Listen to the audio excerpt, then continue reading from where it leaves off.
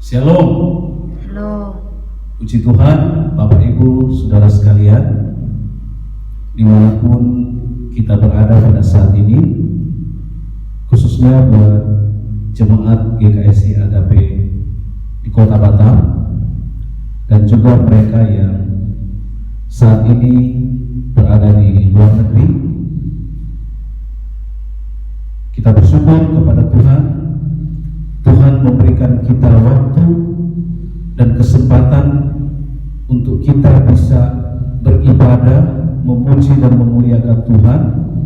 Walaupun ibadah kita masih menjalani ibadah di rumah kita masing-masing berdasarkan himbauan atau instruksi dari pemerintah. Dan oleh karena itu tidak mengurangi sukacita kita untuk tetap bersemangat di dalam kita memuji dan memuliakan Tuhan. Bapak Ibu Saudara sekalian yang saya kasih dalam Tuhan, hari ini saya akan menyampaikan satu tema kebenaran Tuhan yang saya beri judul ketika Tuhan tidak dapat dimengerti. When God doesn't make sense. Dalam kehidupan kita sebagai orang percaya, begitu banyak persoalan, begitu banyak tantangan yang diperhadapkan kepada kita, yang membuat kita bertanya-tanya kepada Tuhan, kenapa hal seperti ini bisa terjadi? Terkadang sulit untuk kita menerima. Dalam firman Tuhan, mari kita buka Alkitab kita dalam kitab Yesaya pasal 55 ayat 8 dan ayat 9. Saya akan bacakan buat kita semuanya. Demikian firman Tuhan. Sebab rancanganku bukanlah rancanganmu, dan jalanmu bukanlah jalanku. Demikianlah firman Tuhan. Seperti tingginya langit dan bumi, demikianlah tingginya jalanku dari jalanmu, dan rancanganku dari rancanganmu. Dan di dalam kitab Yeremia pasal 29 ayat 11, di sana tertulis demikian. Sebab aku ini mengetahui rancangan-rancangan apa yang ada padaku mengenai kamu. Demikianlah firman Tuhan, yaitu rancangan damai sejahtera dan bukan rancangan kecelakaan, untuk memberikan kepadamu hari depan yang penuh harapan. Bapak Ibu Saudara sekalian yang saya kasih dalam Tuhan, terkadang ketika kita berjalan di dalam jalan Tuhan, banyak kali kita menghadapi hal-hal yang tidak kita mengerti. Keinginan kita berbeda dengan keinginan Tuhan. Manusia terlalu dimanjakan dengan sesuatu yang instan dan nyaman. Tetapi Tuhan membawa kita setiap hari untuk sangkal diri dan pikul salib. Bapak Ibu Saudara sekalian yang saya kasih dalam Tuhan, kalau kita melihat keadaan dunia sekarang ini, kita sedang diperhadapkan dengan masa-masa sulit. Dan disinilah iman kita diuji. Disinilah apakah saya dan saudara masih mau mencari Tuhan? Apakah saya dan saudara masih mau bergantung kepada Tuhan? Apakah saya dan saudara masih mengandalkan Tuhan dalam hidup ini? Hidup ini begitu singkat, Bapak Ibu Saudara sekalian. Mungkin Bapak Ibu bertanya-tanya, kenapa dunia saat ini diperhadapkan dengan masa-masa sulit, sampai kita harus beribadah di rumah kita masing-masing? Dan ini yang mau saya katakan, ketika Tuhan tidak dapat dimengerti? Masihkah kita mau bersyukur kepada Tuhan? Masihkah kita mau memuji dan memuliakan Tuhan? Ketika keadaan seperti ini memaksa kita untuk tetap berada di rumah. Saya berharap buat kita semua jemaat GKSI Agape di Kota Batam ini dan dimanapun berada pada saat ini, jangan berpikir bahwa Tuhan itu tidak adil. Jangan berpikir ketika kita menghadapi kesulitan dan kita mulai berkata bahwa Tuhan tidak memperhatikan saya, Tuhan tidak mempedulikan kami. Seperti firman Tuhan yang saya katakan tadi, yang baru kita baca, sebab rancanganku bukanlah rancangan seperti tingginya langit dan bumi, demikianlah tingginya jalanku dari jalanmu dan rancanganku dari rancanganmu. Kita tidak bisa menjangkau kemahakuasaan Tuhan, itu tidak bisa kita jangkau. Oleh karena itu, Bapak Ibu Saudara sekalian, dalam keadaan apapun kita tetap semangat. Kita ini adalah orang-orang percaya. Kita ini adalah orang-orang yang sudah ditebus oleh darah Kristus. Dan oleh karena itu, bersyukur dalam segala sesuatu, bersyukur dalam segala keadaan. Sekalipun kita harus menghadapi situasi seperti ini, tetapi apapun yang sedang kita hadapi sekarang ini, disinilah kita membuktikan diri kita semakin hari semakin dekat dengan Tuhan. Semakin hari kita semakin bersungguh-sungguh lagi di hadapan Tuhan. Bukan lagi waktunya untuk kita bermain-main, tetapi benar-benar sungguh-sungguh mencari Tuhan. Ketika Tuhan tidak dapat dimengerti, karena memang kemampuan berpikir kita sangat terbatas, cara berpikir kita jauh dari cara berpikirnya Tuhan. Mungkin Bapak Ibu bertanya-tanya, kenapa tidak sedikit anak-anak Tuhan, orang-orang yang percaya, bahkan tidak luput dari persoalan yang sedang mewabah pada saat-saat ini? Mungkin kita bertanya, kok bisa itu menimpa?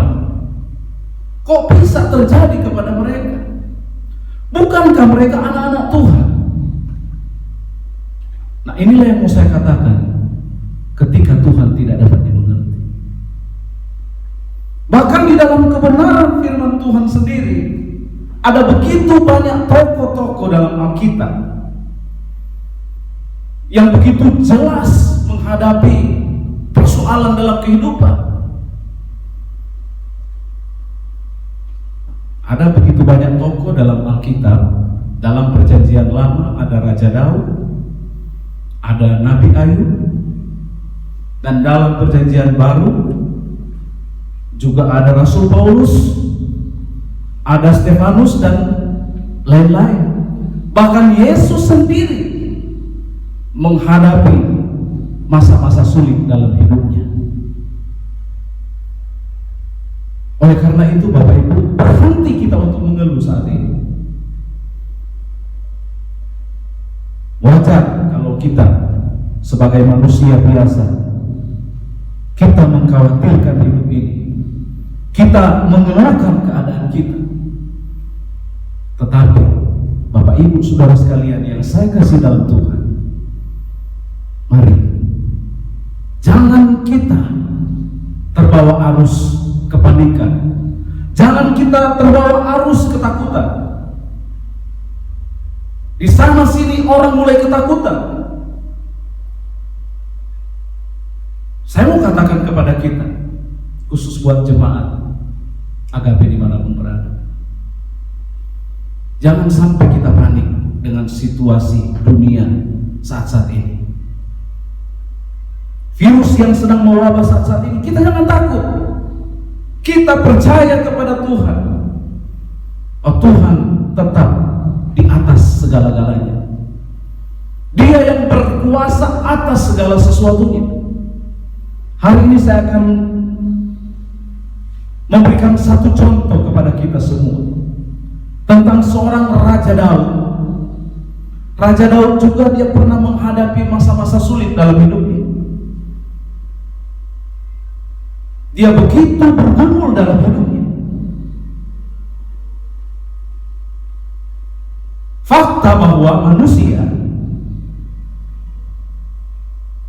selalu mau hidup dalam zona nyaman. Kalau saya mau katakan kepada kita, jujur, kita selalu mau enak-enak saja, mau nyaman-nyaman saja dalam hidup ini.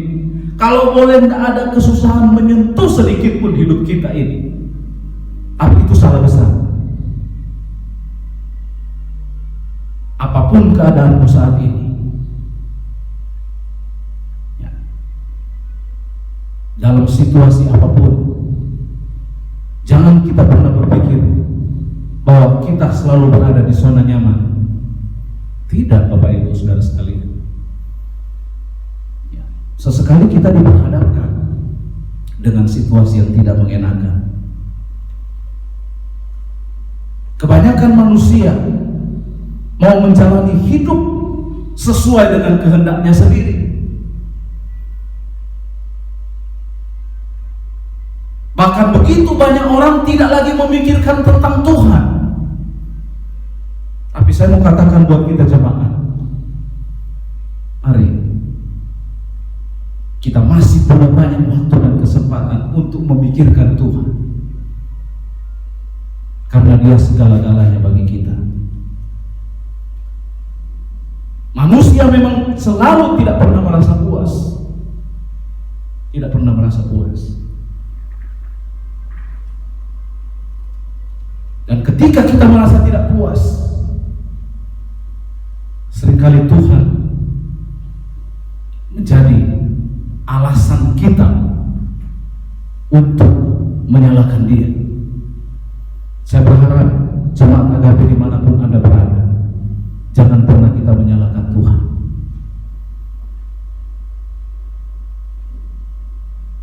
Kita mungkin berpikir, Tuhan, saya sudah setia mengiring Engkau, saya sudah melayani Engkau, saya sudah memberi hidup saya ini kepada Engkau, Tuhan. Tapi kenapa saya harus menghadapi kondisi yang sulit seperti ini? Itu pertanyaan yang banyak dipertanyakan oleh manusia-manusia yang ada di dunia ini. Dan mungkin kita pun bertanya seperti itu. Kita akan melihat tentang Raja Daud dalam kitab Mazmur 118. Mazmur 118 ayat 5 sampai ayat yang ke-9. Kita akan melihat pribadi Daud. Dalam ayat-ayat ini firman Tuhan berkata begini: dalam kesesakan aku telah berseru kepada Tuhan. Tuhan telah menjawab aku dengan memberi kelegaan. Ayat 6, Tuhan di pihakku, aku tidak akan takut.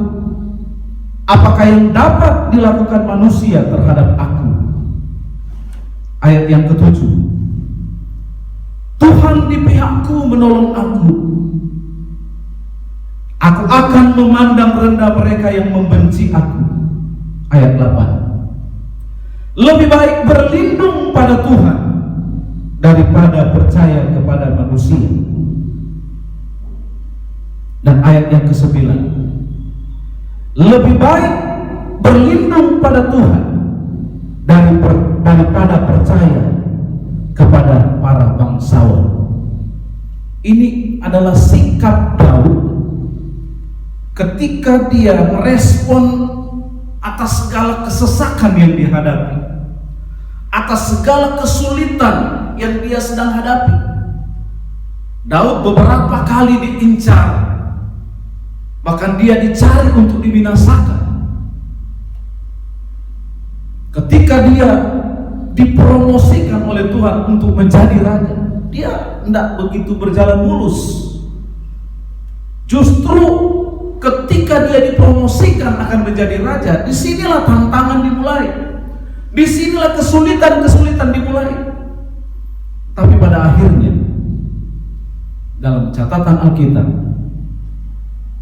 Daud pun menjadi raja. Dia memerintah atas bangsa Israel. Karena Daud ada dalam rancangan Tuhan. Karena Daud ada dalam rencananya Tuhan. Saya selalu percaya bahwa hidup saya dan saudara selalu ada dalam rancangan Tuhan. Dan rancangan Tuhan itu indah bagi saya dan saudara. Bapak Ibu saudara sekalian, tadi saya menyinggung tentang Paulus. Paulus, dia sebagai seorang rasul Tuhan yang dipakai Tuhan dengan luar biasa. Dia menyembuhkan orang sakit, mengusir setan, dan dia begitu tekun dalam melayani Tuhan. Tetapi ada satu permohonan yang tidak dijawab Tuhan. Apakah itu, Bapak Ibu saudara sekalian? Saat Paulus meminta kepada Tuhan agar Tuhan mengangkat masalah duri dalam dagingnya, Paulus secara manusia biasa bisa saja dia kecewa, bisa saja imannya lemah. Dia dipakai Tuhan dengan begitu luar biasa, menolong yang lain, tapi dirinya sendiri dia tidak bisa dia menolong.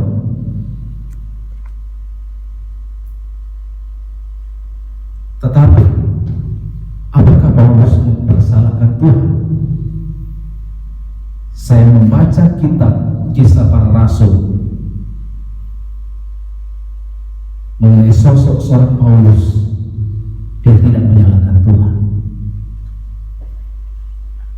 Bahkan dia berkata, cukuplah kasih karunia yang Tuhan berikan kepadanya.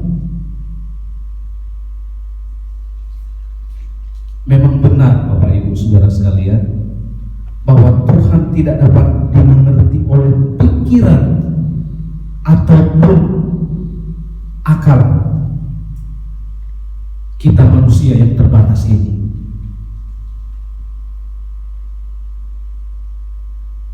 Sangat terbatas kemampuan berpikir kita. Tetapi bila kita cermati, Daud dan Paulus pada akhirnya mengerti maksud dan tujuan Tuhan dalam kehidupan mereka,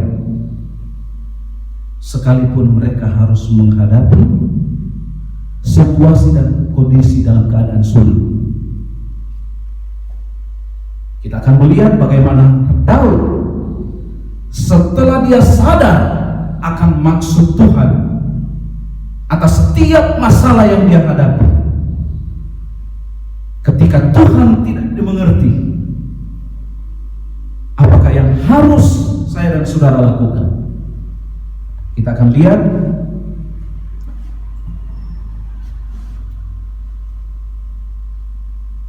yang pertama, kita mau tetap berseru kepada Tuhan. Kita lihat ayat yang kelima. Boleh minta tolong siapa yang boleh bantu baca ayat yang kelima dalam kitab Mazmur 118.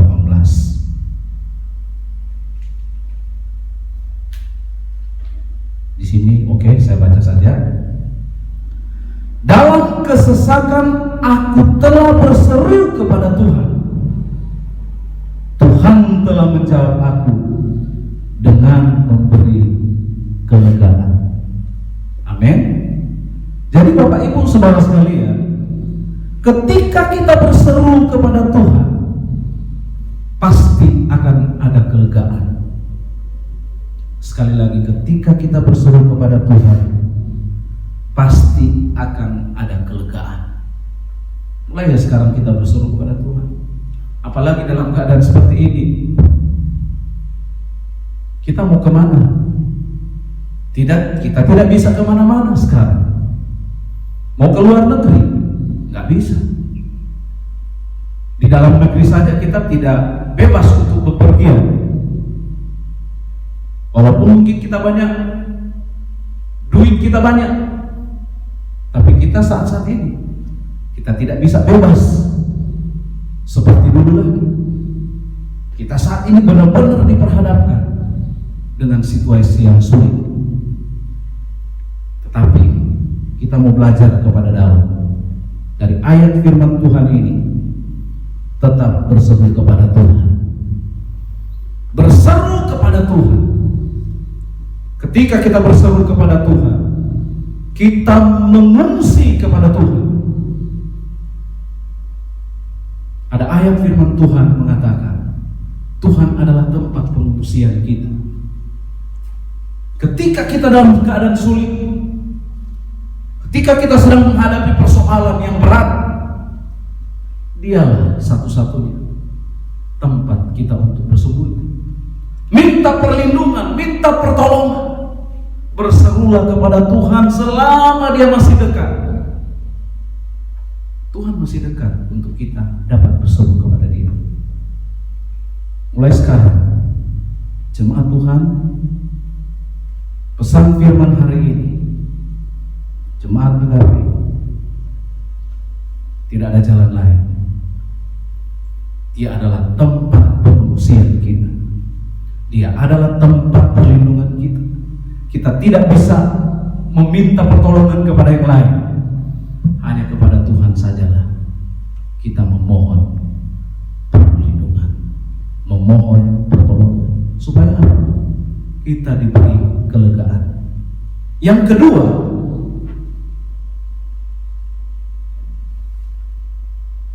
di ayat yang ke-6, firman Tuhan berkata begini, Mazmur 118 ayat 6, Tuhan di pihakku, aku tidak akan takut. Apakah yang dapat dilakukan manusia terhadap aku? Yang kedua, sebagai orang percaya, kita mau tetap percaya bahwa Tuhan selalu ada di pihak kita. Amin. Tuhan selalu ada di pihak kita. Kita bersyukur kepada Tuhan. Kalau soal situasi dan kondisi saat-saat ini, ada begitu banyak penghakiman terjadi di sana sini. Orang mulai mempersalahkan orang lain. Ya. Dia merasa dia yang paling benar dan orang lain salah. Bahkan tidak sedikit hamba-hamba Tuhan yang dihakimi. Ya. Padahal Tuhan adalah satu-satunya hakim. Firman Tuhan berkata, jangan kamu menghakimi supaya kamu tidak dihakimi. Tapi di situasi saat ini terjadi penghakiman di mana-mana. Yang tidak sadar bahwa dia tidak pantas untuk menjadi hakim atas orang lain. Karena ada hakim yang adil, namanya Yesus. Stop mempersalahkan, stop menghakimi. Itu bukan tugas kita, bukan hak kita untuk menghakimi orang lain.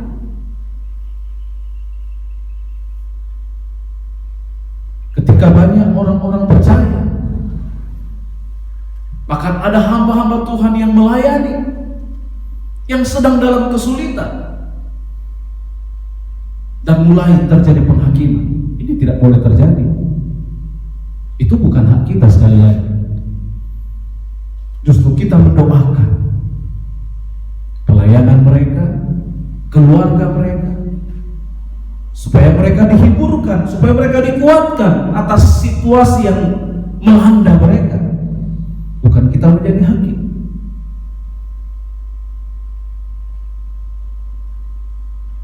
Kita harus tetap percaya kepada Tuhan. Kan Tuhan sulit untuk kita mengerti. Ketika Tuhan tidak dapat dimengerti, Raja Daud, Ayub sendiri menghadapi kesulitan yang luar biasa. Kalau kita membaca kisah tentang Ayub, dia hidup benar di hadapan Tuhan, tapi dia mengalami sakit luar biasa, melebihi situasi kondisi virus yang melanda dunia saat ini. Itu Ayub lagi mengalami lebih parah dari itu. Jadi tidak ada hak kita untuk menghakimi. Hanya Yesus bilang, jangan kamu menghakimi supaya sekali lagi kamu tidak akan dihakimi. Kita berdoa saja supaya umat Tuhan, supaya kita semua tetap percaya kepada Tuhan.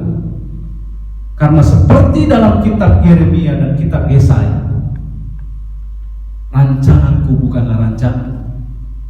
Tuhan selalu merancangkan yang terbaik buat kita. Oleh karena itu, Bapak Ibu saudara sekalian dimanapun Anda berada saat ini, kita tetap percaya kepada Tuhan.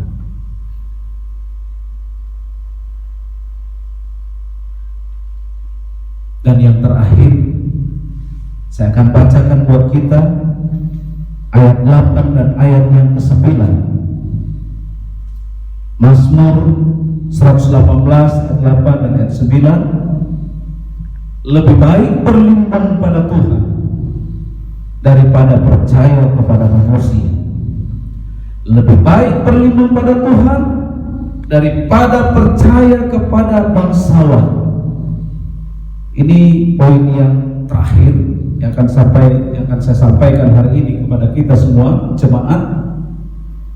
Selalu berlindung pada kuasa Tuhan.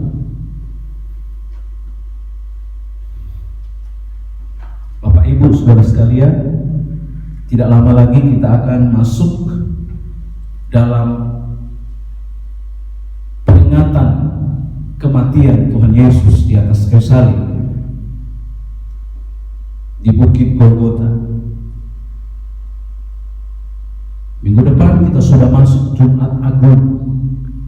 Walaupun kita masih tetap beribadah di rumah kita masing-masing, ya. Saya mau tekankan kepada kita untuk poin yang ketiga, selalu berlindung pada kuasa Tuhan. Kuasa darah Yesus berkuasa, Bapak Ibu saudara sekalian. Darahnya yang membebaskan kita. Kuasa darahnya yang memulihkan kita. Bahkan kuasa darahnya yang menebus kita dari setiap dosa dan pelanggaran kita. Yesus yang menderita di atas kayu salib, Dia yang harus kita tinggikan. Mulai sekarang kita mau tinggikan nama Yesus. Nama Yesus di atas segala-galanya. Tanpa Yesus kita tidak bisa berbuat apa-apa. Oleh karena itu Bapak Ibu saudara sekalian, mulai sekarang tinggikanlah nama Yesus. Nama di atas segala nama. Di bawah kolong langit ini tidak ada nama lain yang diberikan. Dalam Kisah 4 ayat 12. Minta tolong boleh bantu saya baca ayat ini sebagai ayat yang terakhir. Kisah Para Rasul 4 ayat 12.